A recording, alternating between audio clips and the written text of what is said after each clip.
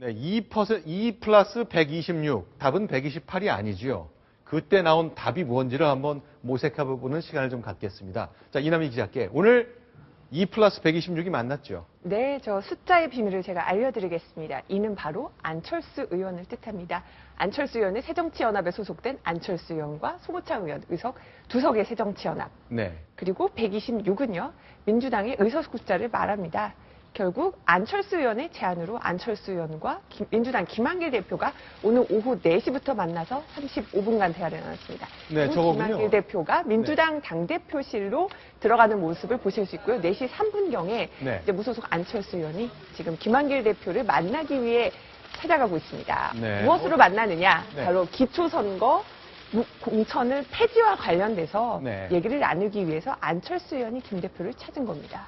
자, 그러면 두 분이 이제 그 민주당 당대표실, 국회 본청에 있는 당대표실에서 만났는데, 네. 자, 그 결론이 나왔습니까? 결론은 이렇습니다. 오늘 브리핑 결과를 보면은요. 네. 새누리당의 그 기초선거 문제, 네. 공천 파기에 대해서 문제의식에 공감한다. 네. 그렇지만 이 부분에 대해서 그 안철수 의원의 제안에 대해서 김한길 대표는 참고하겠다. 네. 이렇게 말했다고. 잠깐만요. 민주당. 자, 안철수 의원은 문제 제기를 했습니다만, 김한길 대표는 뭐 좋은 말씀 들었는데, 네. 잘 참고하겠습니다. 그러니까 안철수 의원의 정확한 워딩은 네, 네. 민주당도 고민이 많으실 텐데 네. 현명한 판단을 내려주시기 바랍니다. 그리고 네. 민주당 김한길 대표는 참고하겠습니다. 이렇게 얘기했다고. 그건 무슨 얘기입니까? 자, 새정치연합에서 기초 공천하지 말라는 그 뜻, 그 주장은 이해하겠지만, 우리는 새누리당이 한다고 하니 우리도 현실적으로 할 수밖에 없으니 그냥 그리 아십시오. 그 뜻입니까? 그렇게 볼 수도 있겠고요. 참고하겠다. 그러니까 오늘 당장 아마 입장을 내놓지는 않을 거고요. 네네. 숙고하겠다. 원칙적으로는 그런 입장을 내놓은 겁니다. 민주당 김한길 대표로서는 네. 가장 지금 곤혹스러울 수밖에 없는데요. 네. 그 안철수 의원은 일단은 무공천을 한다고 얘기하면서 네. 어떤 새정치 명분을 얻었는데 김한길 대표의 경우는 무공천한다고 했을 때는 2석짜리 네. 정당 아직 만들어지지도 않은 그렇죠. 정당이 126석 정당이 끌려다닌다라는 비판을 받을 수 있고요. 네. 또 기초선거를 결국 공천하겠다라고 하면은 네. 지난해 그 당원 투표를 통해서 공천하지 않겠다라고 결정까지 했는데 그렇죠.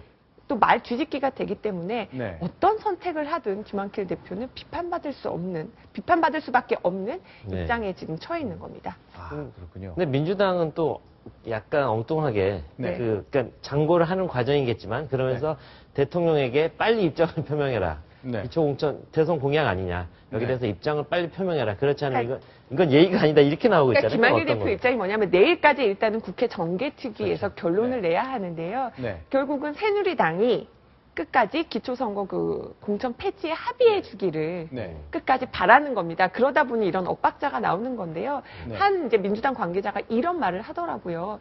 씨름에서 룰이 안 정해졌는데 우리가 명분 지킨다고 우리만 삿발을 풀어버리면 우리만 네. 불리한 거 아니냐. 네. 이게 어떤 좀 민주당이 처한 딜레마를 보여주는 비유가 아닌가 이런 생각이 듭니다. 윤여준 전 환경부 장관이 어제 안철수 의원 측 참모로서 이런 얘기를 했더라고요.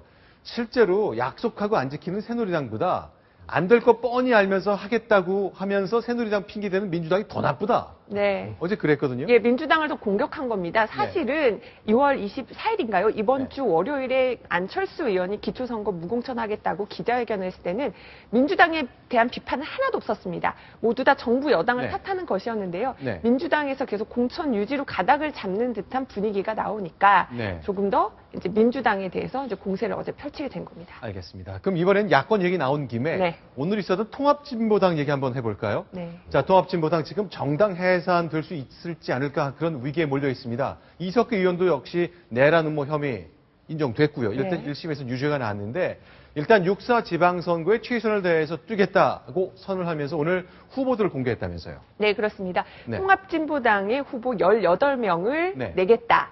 사상 최대입니다. 이렇게 네. 후보를 내서 박근혜 정부 퇴진을 위해서 맞서겠다. 네. 이렇게 하면서 오늘 기자회견을 가졌습니다. 저 모습이죠? 지금 홍성규 대변인이 이제 그 구청장 후보들을 소개하면서 오늘 결의문을 낭독하는 모습입니다. 서울 지역에 18명의 구청장 후보를 내겠다 하는데 네. 눈에 띄는 후보들이 한두 분 있죠. 18명 후보들을 제가 좀 찬찬히 살펴봤는데 네. 한 명은 저 황선 강북구청장 후보입니다. 황선이라는 이름을 들으면 시청자 여러분들이 기억하실지 모르겠는데요. 네. 2005년도에 네. 북한의 아리랑 공연을 보러 갔다가 조선노동당 창건 60주년 기념일인 10월 10일에 네. 아이를 낳았습니다.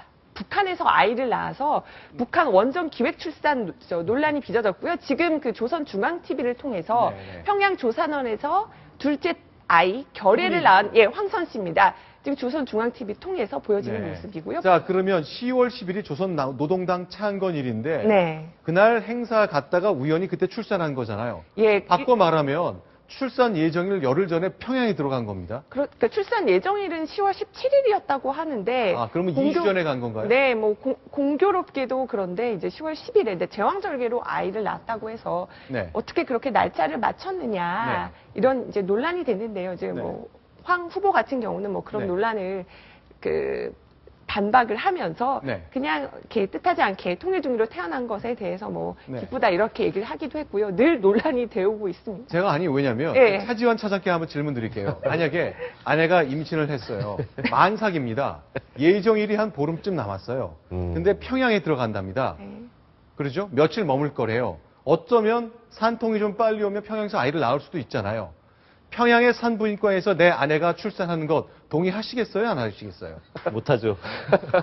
네. 그 뭘 원하시고 질문하신 건지 모르겠습니다. 일단은 그 황선 씨가 도저히 이해가 네. 안 된다. 도저히 이해가 안 돼요. 1998년도에 이제 북한의 한총련 대표로 가서 네. 방북했다 이제 옥고를 치른 적이 있고요. 국가보안법 근데 위반이죠. 남편인 윤기진 네. 씨도 이제 이 한총련 간부였는데 이제 네. 간부로 황선 씨를 북에 보냈습니다. 그러니까 두 네. 분이 어떤 그 사상적 교감이 있고 네. 공감대가 있었기 때문에 뭐 가능했던 일이다 이렇게 생각이 들고요. 네. 그 황선 씨가 후에 기자회견에서 이런 말을 했어요. 네. 뭐 일주일 정도 남아있던 터라 출산 예정일이 아이가 태어날 네. 날이라고는 생각을 못했다. 못했다? 그리고, 예, 아무튼 둘째 아이는 그 일로 아주 특별한 고향을 얻었다. 이렇게 얘기를 했습니다.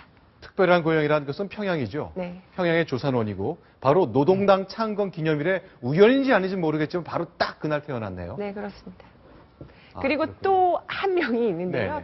그 강북구청장 후보가 네. 아니라 이제 이승원 관악구청장. 그러니까 네. 황선 씨는 강북구청장이고요. 이제 네. 이승원 현재 통합진보당의 이상규 의원의 보좌관입니다. 네, 네. 근데 이제 이승원 이 후보 같은 경우는요. 뭐 네. 그 2006년도에 간첩단 사건으로 알려진 그 1심의 사건에 그렇죠. 1심 판결문이 있습니다. 네. 이승원 씨가 뭐 이 1심의 사건과 관련해서 네. 뭐 이렇게 뭐 유죄 판결을 받거나 그랬던 건 아니고요. 아니지만, 네. 1심에 이제 조직원 중에서 손정목 씨라는 사람이 있는데 이 네. 사람이 그때 처벌을 받았던 마이클 장에게 넘긴 문서에 보면은 네. 통합진보당 과거 민주노동당 인사에 대해서 조목조목 기록한 서류가 있는데요. 거기에 이제 그 1심 판결문에 묘사된 이승원 씨 얘기가 나옵니다. 자, 이제 간첩단 사건으로 유죄 판결을 받은 사람이 네. 내부적으로 이제 보고서도 쓰고 주고받고 했는데 거기에 바로 이번에 관악구청장 후보로 출마하는 이승헌 보좌관에 대한 평가가 있는데 이렇게 묘사가 돼 있다 그 얘기군요. 그렇죠. 경기 동부가 일정하게 북측과의 대화 창구로 이승원을 내세워 당내 창구 주도권 경쟁을 하고 있다. 여기서 말하는 경기 동부연합이라면 이석기 의원, 김재현 의원 이런 분들이 주도된 통합진보당 내 한 정치 그룹이잖아요. 네, 그렇습니다. 통합진보당의 이제 핵심 그룹이라고 할 수가 있겠죠. 네, 역시 이승헌 후보도 경기 동부연합 소속이고 네, 그렇습니다. 북측과의 대화 창구로 계속 내세우고 있는 사람이다. 1심의 판결문에 이제 이런 묘사가 나오고 네. 있습니다. 어떤 이제 통합진보당 후보들이 네. 많이 나오고 있는데 일단 네. 유권자들께서는 이제 선택의 문제에 이제 직면하시게 될 텐데 이제 어떤 후보들이 나오는지 이제 꼼꼼하게 네. 좀 배경을 좀 보시는 것도 중요할 것 같습니다. 알겠습니다. 자, 정당 해산하느냐 마느냐의 위기에 몰린 통합진보당 일단 6월 선거에 최선을 다해 뛰겠다는 얘기를 하고 18명의 서울구청장 후보를 내겠다고 했습니다. 그중에 두 사람은 그동안 뉴스에 몇 번 등장했던 인물이었습니다. 관련된 내용을 저희가 정리해드렸습니다.